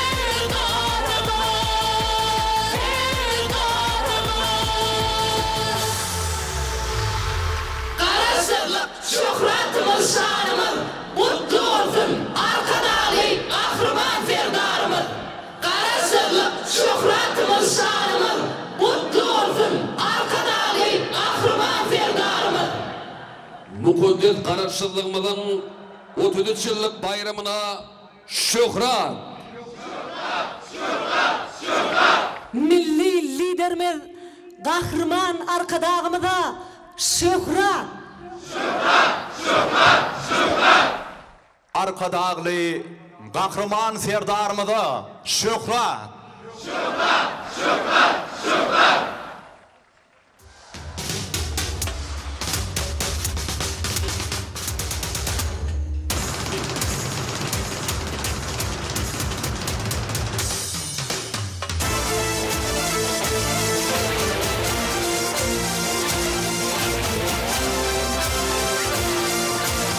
Hormatly vatandaşlar, qadrly mehmanlar, hormatly prezidentimizin parasatly başçylygynda döwleti we jemgyýeti mundan meýlekde demokratiýalaşdyrmak, raýatlaryň hukuklaryny, azatlyklaryny giňetmek, ýokary aň düşünjeli beden taýdan sagdyn şahsiýetleri kemale getirmek babatda giň gerimli işler amala aşyrylýar. Türkmenistanyň halk maksady, Türkmenistanyň mejlisi hemde jemgyýetçilik guramalary berkarar döwletimiziň okuny ödüşünü, hukuk hemde dünýä dünýäden berkitmekde. cemiyetimizi demokratçılaştırmakda ähmiýetli orun eýleýär. Şu ýylla Türkmenistanyň Bagtumul Piragynyň 300 ýyllygyna atly ýubiley medany döretmek hakynda, Bagtumul Piragynyň medeni mirasy hakynda, Türkmenistanyň kanunlarynyň kabul edilmegi, milli mirasymyzy, medeniýetimizi, taryhy şahslarymyzy sarfalamagyň aýdym nişanyny urly. Türkmenistanyň halk maslahatynyň agzalaryna, meclisiň deputatlaryna, jemgyýetçilik guramalarynyň işgärlerine şöhret.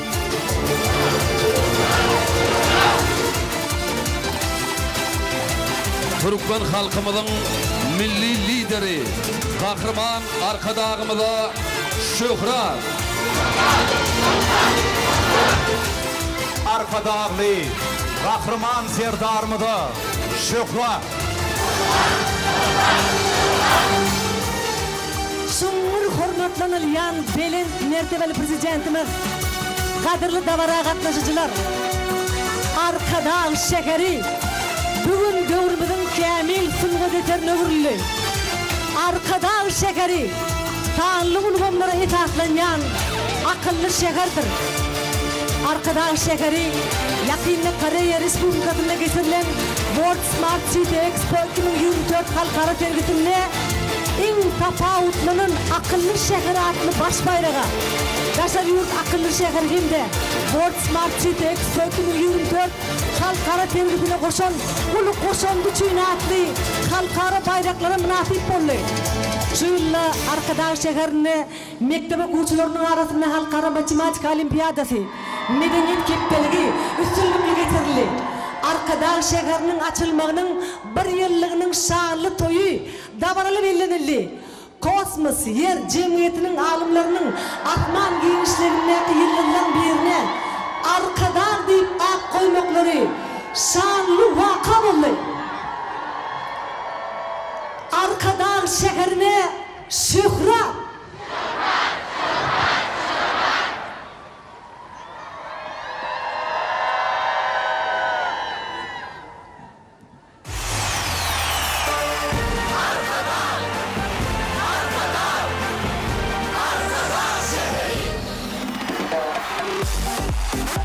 Mehriban vatandaşlar, gelin olsa merkeze acil tepkinle in täze, in söwrewap, in akıllı, Arkadag şehermide fiyakata başlaryň. Yaşalan geleceğim, Bagtumul şehri, Ağargunun kuşların zehri, aydın falın fırlatın yeteri, Kalkıvanla Arkadag şehri. Gözün aydın dilim halayıp, şuun bağıttır Arkadag şehri.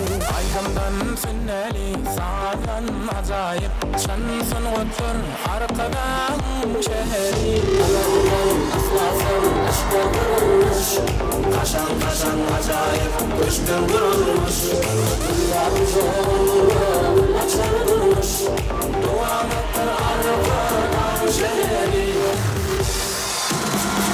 Yaşlıların gençlerin Bagtumul şehri, Ağargunun kuşların zehri, aydın falın fırlatın yeteri, Kalkıvanla Arkadag şehri.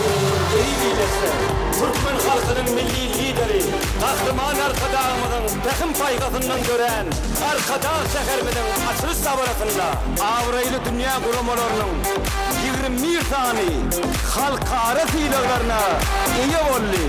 Abi dowam edýär. Bedwata tilipden mekanım, keramettir Arkadag şehri. Mundusany ulugam akıllı şeher, ýatyjyky ulu bar ýakynly şeher. Şu ýerde başlana ýakynly şeher.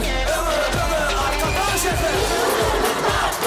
Ağlar durur kişi, özüm arayan yollarda, gülleri türatsını, arzulardan arzuya, coşup gelir coşuna, sandındır bakyandır, Arkadag şehri. Yaşlıların geleceğim, Bagtumul şehri, Arkadag şehri, Arkadag şehri. Ağargunun kuşların zehri, Arkadag şehri, Bagtum zehri. Yaşlıların geleceğim, Bagtumul şehri, Ağargunun kuşların zehri.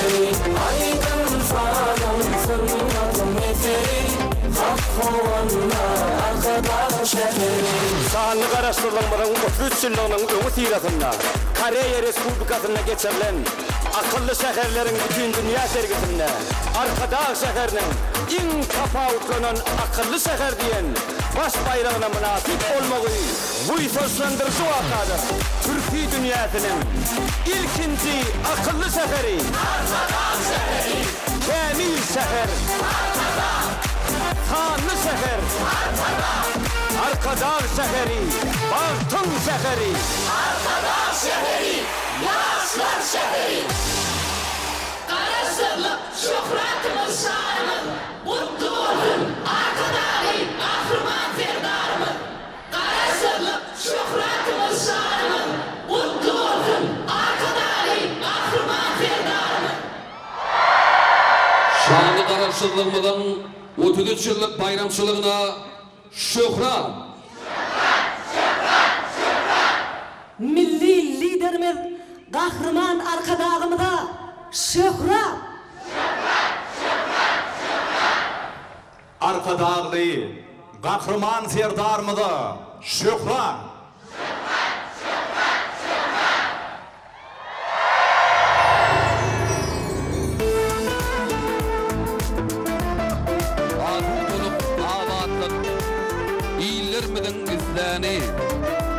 Türkmen'in dünyada olan şöhratı karışsızlık, ağdı birlik, adatlık, dillermizin destanı, mertebeli mendillen maradı karışsızlık. Hormatly prezidentimiz, kadarlı tabaragatdaşçılar, ädir bu döwürde Aşgabat şäherini döwrewap ötürmek işleri üstünlükli dowam ettirilýär. Ýakyny hormatly prezidentimizin gatnaşmagynda Aşgabat şäheri häkimliginiň toplumy dawaral ýagdaýda açyldy. Paýtagtymyzda Arkaş Döwletiň Jaş Merkezi, Magdumul Pragynyň ýadygärlik heykeli, Magdumul Pragy medeni feýlige toplumy, Türkmenistanyň Dokma Senagat Ministrliginiň Dokmaçylar medeni merkeziniň binasy, bu wagtda 1 günlükde 150 000 kub metr bolan Bagtyarlyk agy suwuny aratlaryjy detgaty, Parahat ýeri ýaşaýyş toplumy 13 tane 9 gatly ýaşaýyş şahy gurulup ululmaga berildi. Ak şäherimiz Aşgabatda şöhret. Yurdumuzun Agar vilayetinde giň göçberli özgörtmeler üstünlükli durmuş ornaşdyrylýar. Şu ýylda Agar vilayetiniň Akbuğda etrabynyň çäginde türlü diametri bolan polat turbalar we profiller öýendirýän kärhana Akbuğda etrabynyň ýaşlyk şäherçesinde kuwat birligi 1 günlükde 30 000 kub metr bolan ýaşlyk suwara selej detgaty. Bekarden etrafında sement zavodi, Akbuğda etrafının Bokurdok şäherçesinde 1200 orunluk döwrewap umum bilim berýän mektep we 120 orunluk umum ýaşaýyş şahy açylyp ulanymaga berildi. Akal welaýatynyň zähmetkeşlerine şöhret. Garaşdyrylmadan 33 ýyllyk toýuny uly dawaralar bilen garşylayan Balkan welaýatyna ähli pudoklarda uly ötüşler gadanylýar. Tenagat gaýdadan işleýän kärhanalar döwrewaplaşdyrylýar. Oba hojalyk pudogy dünýäniň öňde bardy tehnikalary bilen üstün edilip, daýhanlar üçin zerur şertler düzüldýär. Balkan welaýatynyň zähmetkeşlerine şöhret. Hormatly prezidentimizin taýtly tagallalary bilen ýurdumyzyň Daşawut vilayatyny giňerimli özgörtmeler üstünlükli amala aşyrylýar. Daşawut vilayatynyň daýhanlary bugdoýyň hemde türlü görnüşli oba hojalyk önümleriniň gol hatyny öndürdiler. Şu ýylda Arkadagly kahraman ferdarymyzyň ak patasy bilen Daşawut şäherinde bir näçe täze ýaşaýyş şaýlary dawaral ýagdaýda açylyp ulanylmaga berildi. Daşawut vilayatynyň zähmetkeşlerine şöhret. Muqaddir Qarasydlanmadan 33 ýyllyk bayramny Lewap welaýatynyň bagtyar ýaşaýjylarym belin zähmet üstünlüklerine betleýärler. Şu ýylda Lewap sement zawodynyň ikinji tapgyry şargy ýaglaryny öndürýän täze kärhana, täze mektepler we köp sanly ýaşaýyş şaýlary açylyp ulanylmaga berildi. Lewap welaýatynyň zähmetkeşlerine şöhret. Hormatly prezidentimizin durmuşa geçirýän iri möçberli özgörtmeler netijesinde ýurdumyzyň Mary welaýaty taryhy özgörüşlere betlenýär. Marı vilayetinin oba hocalık işgärleri bu yılla ekinlen bol hatırını öndürüp yurdumuzun adık karaşlarlarını bütün edilmegine tallarını koştular. Vilayette kenağatın ençe mağurları yokur derecede öttürülüyor. Marı vilayetinin rahmetkeşlerine şöhrat. Hormatly tawara gatnaşçylary, häzirki döwürde halkyň jan saglygını gorumakda, saglyk goraýyş we derman tenagat ulgamyny dünýä derejesinde ötürmekde uly işler alınıp barylýar. Hormatly prezidentimiň parasatly başçylygyny saglyk döwlet maksatdagysy üstünlükli durmuşa geçirilýär. İlatymyň saglyk ýagdaýyny hatda goglandyrmak, saglyk goraýyş hyzmatlaryny halkara ölçeklerine laýyklykda ötürmek hemde ýokary netijeli saglyk goraýyş ulgamyny töretmek ugrunda bimeşwer tagallalar edilýär. Türkmenistanyň saglyk goraýyş we derman tenagaty ministrliginiň işgärlerini lukmanlara şöhrat.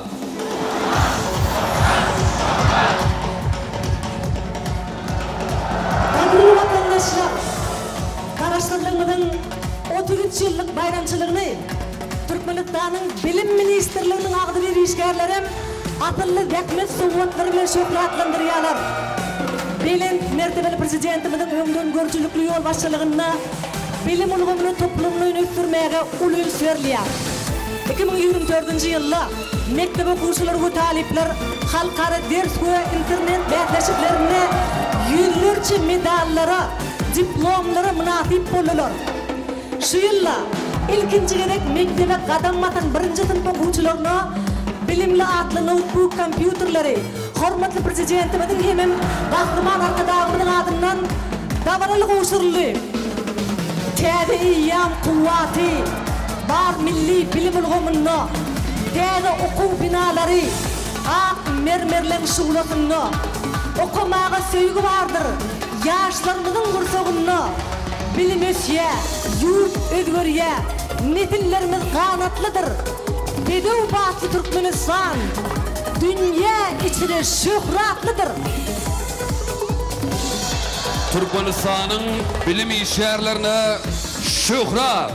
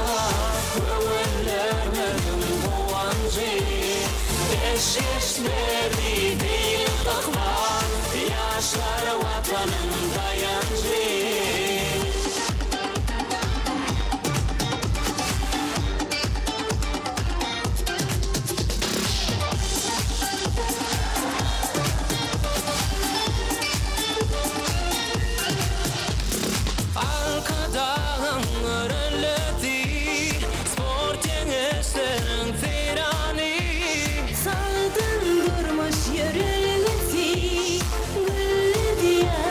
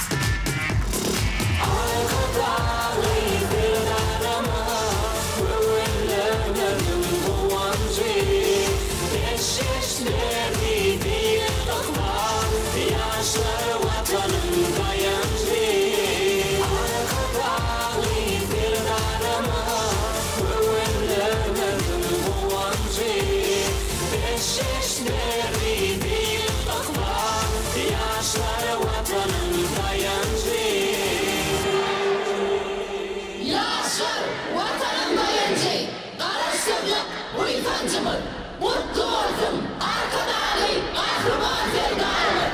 Yaşar vatanında yenci, karışıklık uyfancımız, mutlu olsun arkadağı kahraman ferdarımız. Mukaddes karşılığımızın 33 yıllık bayramına şöhret. Milli liderimiz kahraman arkadağımıza şöhret. Arkadağlı kahraman serdarımıza şöhret.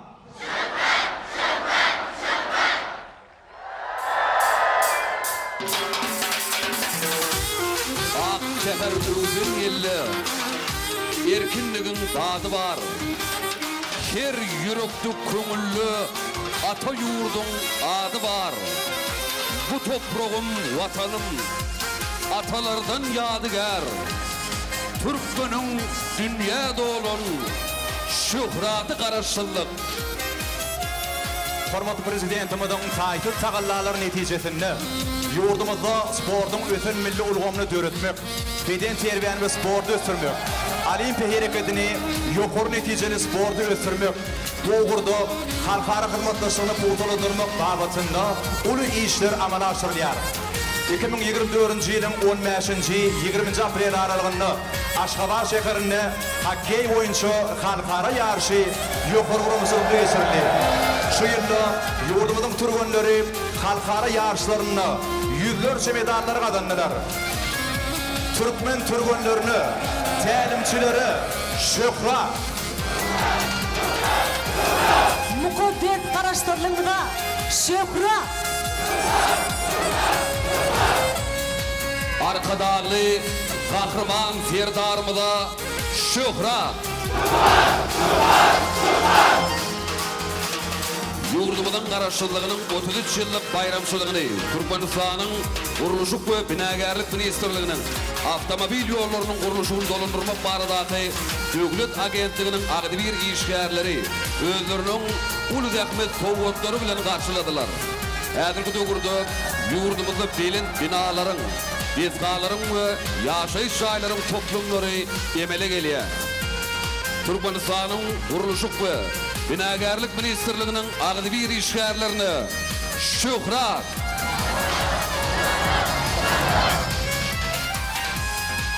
Bugün şaatlyk şowgunalyklary ýaňtalýan garaşdyrylmyň 33 ýyllyk bayramyny Türkmenistanyň Tenagat we Guruluşy Önümçiligi Ministerliginiň hemde Türkmen Himiýa Döwlet Kanseriniň agdy bir işgärleri atly zähmetleri bilen şöhretlendirýärler. Gelirki döwürde yurdumyzyň Tenagat kärhanalaryny innovasiýalary, öňde barça teknologiýalary hemde iň gowy daşary ýurt tejribesini giňden ornaşdyrmaga aýratyn ähmiýet berilýär. Tenagat guruluşyk önümleri köp möçlerde öndürilýär. Türkmenistanyň Tenagat we Guruluşyk Önümçiligi Ministerliginiň Türkmen Himiýa Döwlet Kanseriniň agdy bir işgärlerine şöhret. Hormatly ýerleşler, Türkmenistanyň Energetika Ministerliginiň agdy bir işgärlerim garaşsyzlygyň 33 ýyllyk bayramçylygyna manasyp zähmet sowgatlary bilen geldiler. Arkadağlı kahraman ferdarymyzyň apata bermeginde ýakynda Türkmenistan, Awganistan, Pakistan elektr geçirisiniň tatlamasynyň birinji tapgyryny durumşa geçirmegiň çäklerini Awganistanyň Hirat welaýatynda ýerleşen Nur el Jahat elektr beketi işe girildi. Türkmenistanyň Energetika Ministerliginiň agdy bir işgärlerini şöhret.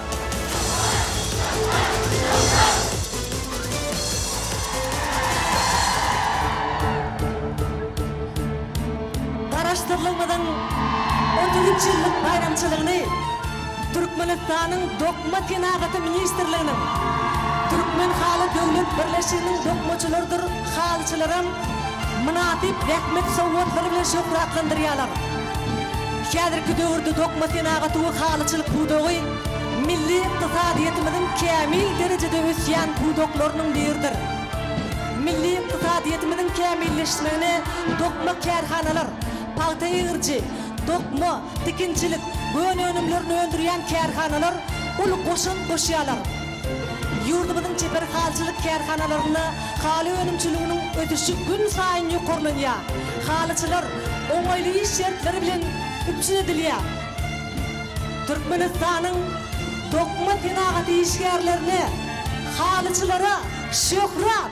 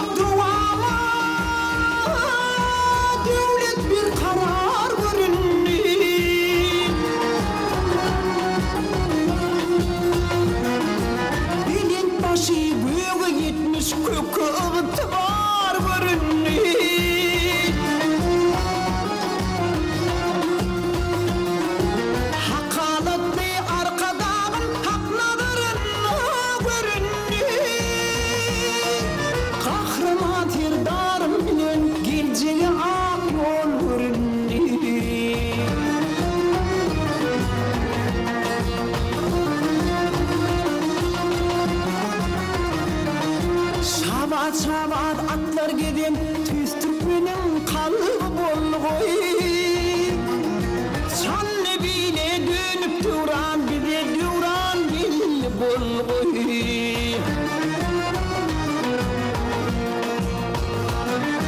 Devlet tapan devlet değil başlasın toyo başlasın.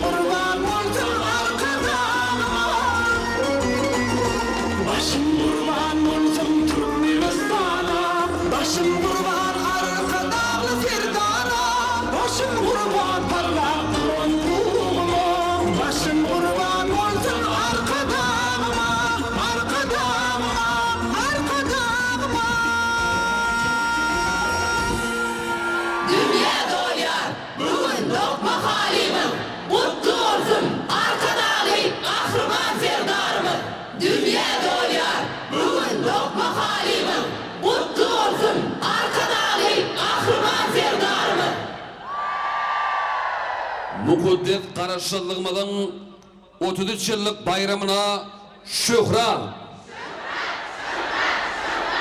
Milli liderimiz Kahraman arkadağımıza şöhrat. Arkadağlı Kahraman serdarımıza şöhrat.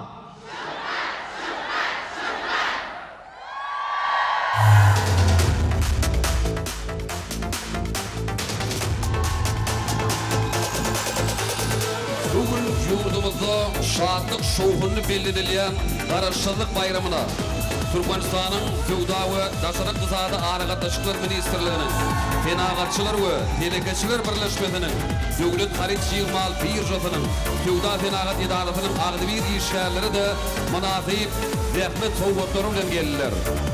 Häzirki döwürde Fevda ulgamyna ilat edilen hizmetlerin medeniyeti yukarılandırılıp bu ulgam yurdumuzun yukarı depkinleri bilen ötken tuğdoklarının birine urlu.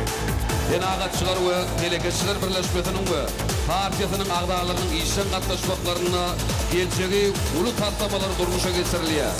Telekeçilik ähli sevitlerde östürülüp, husudu kuruluşup kârhanalar bal, fenagat durmuş ve medeni maksatlı desalar kuruluyor. Türkmenistan'ın Fevda toplumunun ağdı bir işgərlerine şöhra.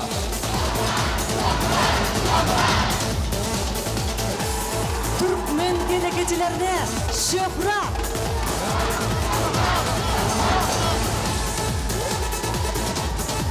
Karasullama'dan 30 yıllık bayramçılığına Türkmen Deniz Derya yolları, Türkmen Demir yolları, hem de Türkmen Avtologlar agentliklerinin ağdı bir işgərlerin asıllı zahmet soğuklarıyla geldiler.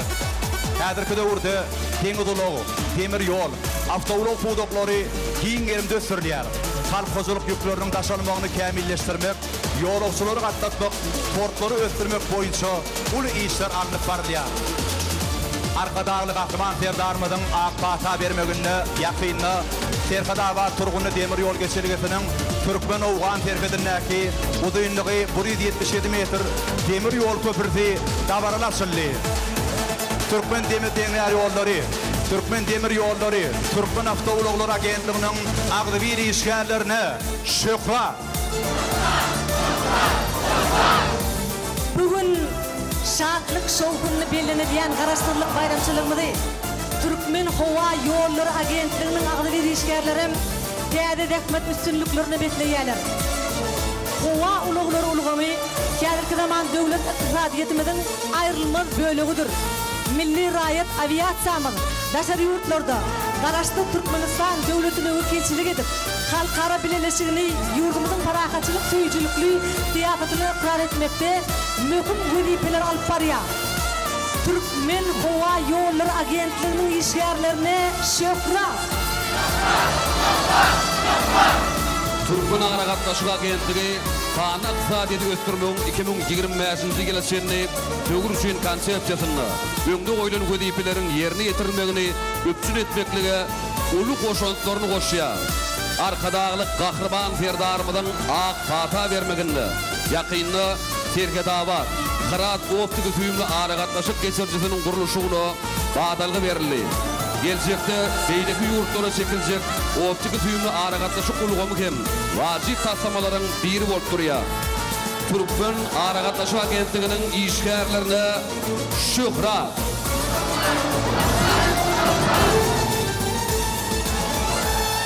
Karasullama'dan 30 yıllık bayramını Türkmen Gad ve Türkmen Nevit Devlet Kanserlerinin Türkmen Geologiya Devlet Korporasyasının işgärlerde özlerinin zähmet üstünlükleri bilen şöhratlandyrýarlar. Hormat Prezidentimizin akbata bermeginde ýakynna Bar welaýatyna şadlyk bir gargatyjy defgatynyň tüýbini tutmak. Türkmenistan, Owganistan, Pakistan, Hindistan transmilli gaz geçirjisiniň saklamasynyň arkadagyň ak ýoly bilen Serkadawa Kırat gaz geçirjisiniň gurulşy işlerine badalga bermek dawarlary geçirildi. Türkmen gaz toplumynyň agdy bir işgärlerine şöhrat. Karaşdyk watanymyza şöhrat.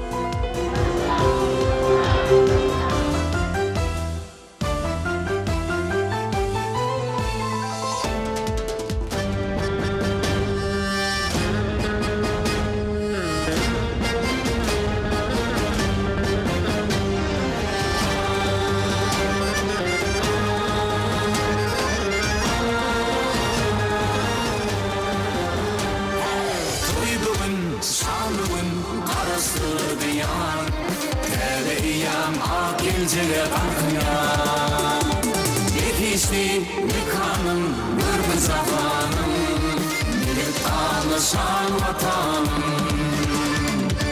Yazın kayıkı fımali maltımı ipravi Akrarınla fil arkada Toyuni alkışlayar arkanalı firdari Güleceğini fil diyari Uyduğun şandığın karası diyar Tebiyem ak incili kalkın yar Yekişti mekanım bir zamanım Gibi tanışan vatana Arkadan kahraman firdarıma Yollarıma duytancıma barıma Kahraman arkada gibi vatana Millidir kulunlarıma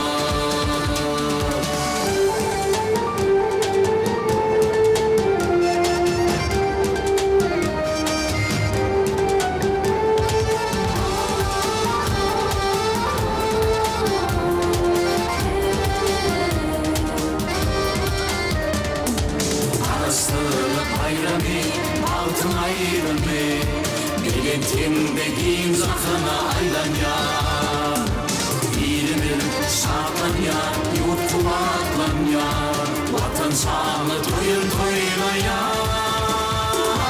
Toy bugün, şan bugün, kadaslı diyar Tebiyem ak inceli kalkın ya Yekişti mekanım bir zamanım Gibi tanışan vatana Arkadan kahraman firdarıma Yollarıma duytancıma barıma Kahraman arkada gibi vatana Millidir kulunlarıma Kahraman arkadarıma Arkadalı firdarıma Karasılır, nevin kaldı diyarımız. Mutlu olsun arkadağı kahraman ferdarımız. Karasılır, nevin kaldı diyarımız. Mutlu olsun arkadağı kahraman ferdarımız. Şanlı qarşılığımızın 33 yıllık bayramçılığına şöhra. Milli liderimiz kahraman arkadağımıza şöhra. Arkadağlı kahraman serdarımıza şöhra.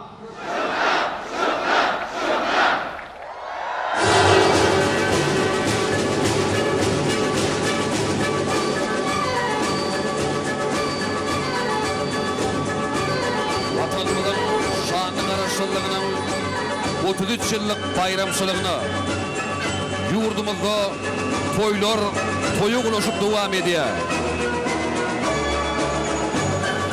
Karaştırlığımızın 33 yıllık bayramçılığını Türkmenistan'ın Maliye ve İktisadiyet Ministerlerinin Banıp Ulgamı'nın işgärlerim atıllı dehmet sıvvatları bilen şöhratlandırıyalar. Yakınlı paytağıtımızda Türkmenistan'ın Maliye Koyum Forumu'nun yurdumuzun iktisadiyetini yukarı teknolojiyaları hemen innovatsiyalar çekmek boyunca halkara maslahatın geldi uğurdaş tergilen getirilmeli. Yurdumuzda iyi taslamalar durmuşa geçirmek ve bu uğurda halkara hizmetdaşlığının beyliğe ettirmekte mühim ehemmiyete iyi oldu. Türkmenistan'ın iktisadiyetçilerine, bank ve maliye ulgamının ağdırır işgärlerine şöhra. Berkarar devletimize, araçlı vatanımıza şöhra. Şanlı qarşılığımızın 33 yıllık bayramçılığına yurdumuzun oba huzurluk toplumunun ağdırır işgärleri de özlerinin manasip zahmet tawatları bilen geldiler.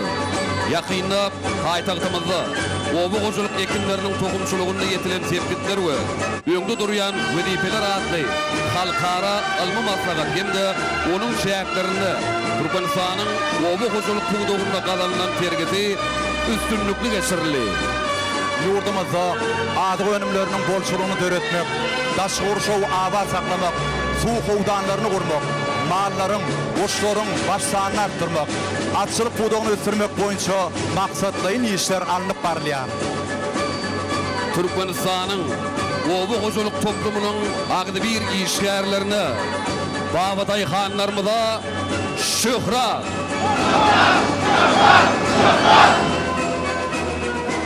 Garaştırdı vatanımıza şöhrat.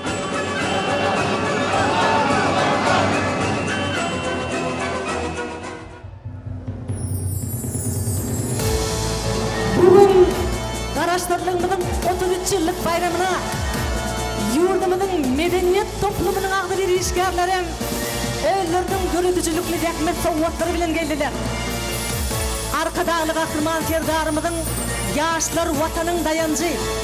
Yani 1000 yıllıklardan gözbaşalayan medeniyet atlı Cumhur Pekin Paykata yuğurulan kitaplarının halkımıza kavuşmağı, yurdumuzun durmuşunda tarihi vakalar oldu.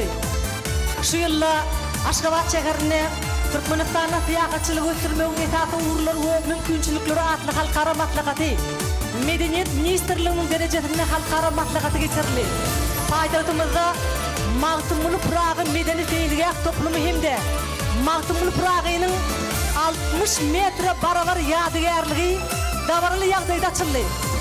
Mağtumulu Pırağı'nın doğulanının 300 yıllık şarlı bayramı yurdumuzda hemen bütün dünyada giyinden beleniliyor. Türkmenistan'ın medeniyet toplumunun ağdı bir işgärlerine şöhrat.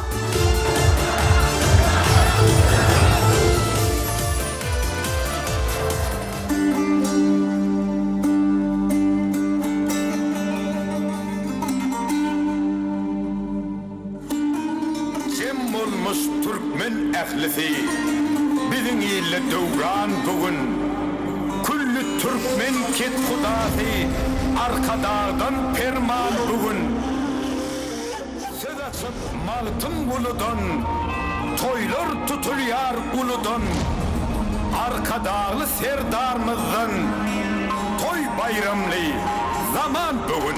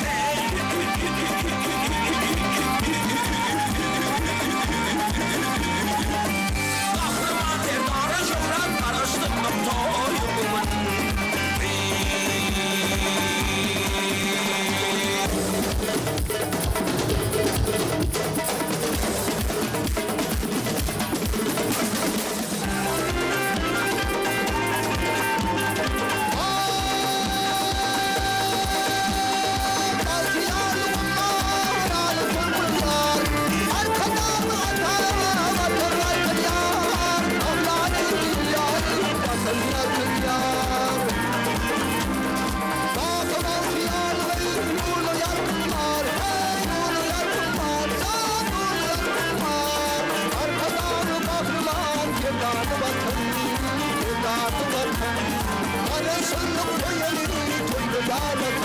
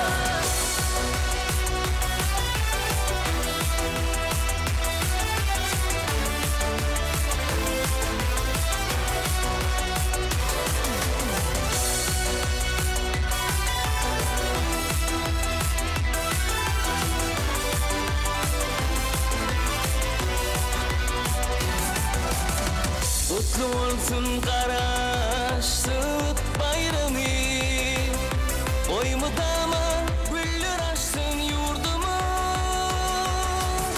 Şöhret dedi arkadağımı, şöhret de arkadağımı iterdarımı. Yaşa Türkmenistan gülle, evi vatan bakı, şöhret kahraman arkadağı.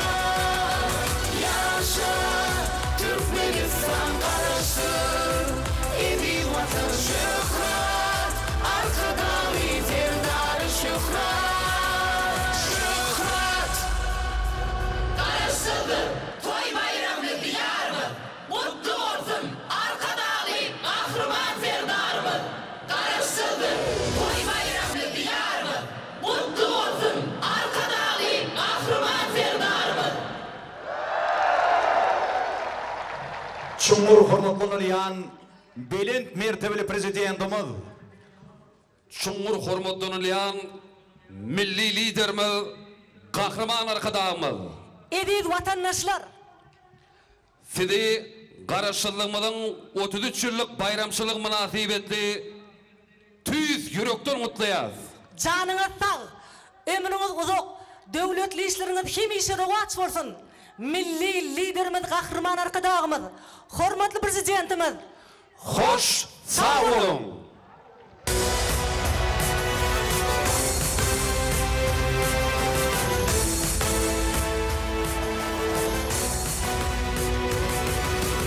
milli liderimizin bilet baykası, karışık kalkınır bir vatan.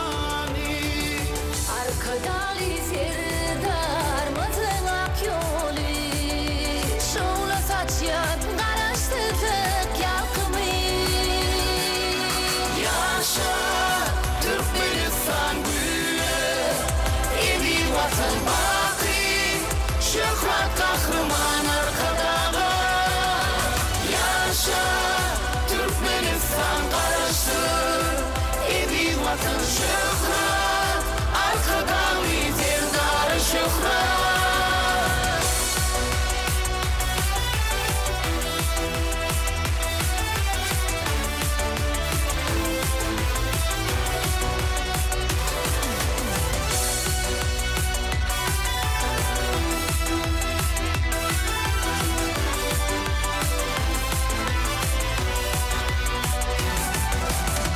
Kutlu olsun karaşlık bayramı, boymu dama güller açsın yurdumu.